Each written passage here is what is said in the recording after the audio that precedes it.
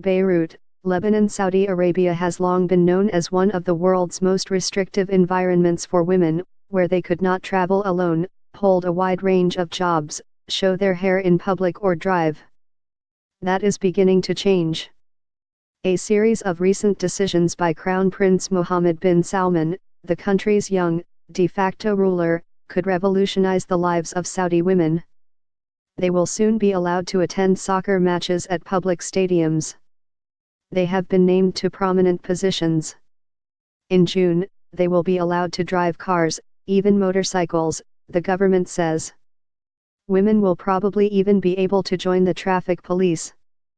But how much these dizzying decisions will affect individuals will depend on several factors, including where they live, their age, their own beliefs, and the willingness of their male relatives to give up the control that many consider a religious prerogative.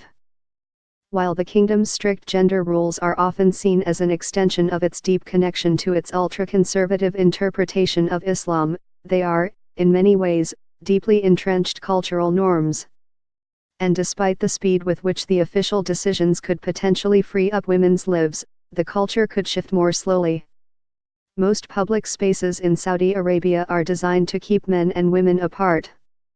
Restaurants have separate entrances for families, meaning groups that include women, and single, which really means men.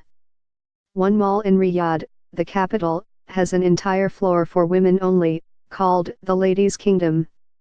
With few exceptions, schools and universities are segregated, and many men and women who do not consider themselves particularly religious still mostly socialize with their own gender.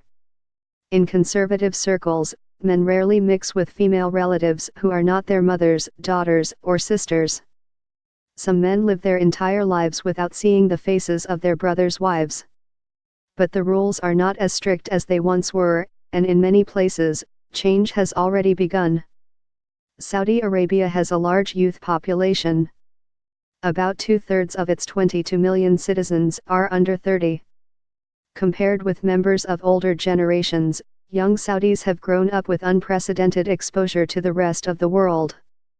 Hundreds of thousands of them have studied abroad, including in the United States.